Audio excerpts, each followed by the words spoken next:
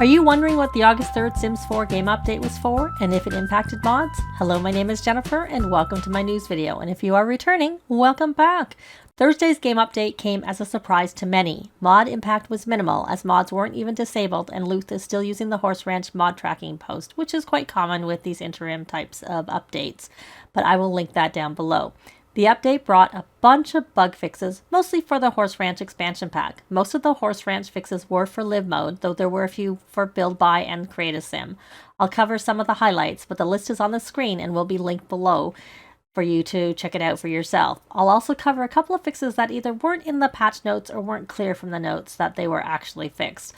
So one fix that may make those who don't have the Werewolves pack happy is the missing face presets are back, so yay for that. There were also some issues with Sims cooking, eating, and making nectar where they would freeze and not continue, and some specific circumstances were mentioned as being fixed, though I'm not sure if it'll fix all of the examples, but the causes that they mentioned were Sims who use the ride home interaction will no longer get stuck cooking or eating, and also Sims making nectar will no longer freeze if other Sims use certain greetings or joked about body hair. Also, dazed foals who were aged up with an age up treat will no longer walk like upright Sims because when they're born they get a dazed moodlet, so if you age them up immediately then that would happen, so that won't be the case anymore. Also, you're only able to enter your horse in one competition at a time, and from what I'm hearing you can only do one a day, which will mean that the aspiration will take quite a while to complete. But anyways, the next thing for Horse Ranch is the mysterious rancher will now pay full price when you sell multiple bottles of nectar at once. And while there was no mention of it in the patch notes, selling it to the mysterious rancher will also count towards the nectar making aspiration where you need to earn the 100,000 simoleons. That bug report is noted as closed based on that fix, and I checked, and when I sold to the mysterious rancher it did count towards that aspiration. There was one growing together fix and a few base game fixes. The base game fixes seem to be mostly build related with one create a sim fix. One of the build fixes was that circular roofs will now once again have shingles that lay properly, so good for that.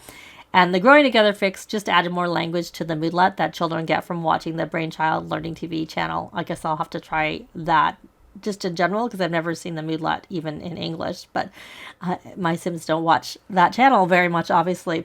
So one thing that wasn't mentioned in the update notes, but that was mentioned on the bug report at EA Answer Headquarters, was that the issue with error code 134 and then a whole bunch of letters and numbers afterwards may have been fixed with the update.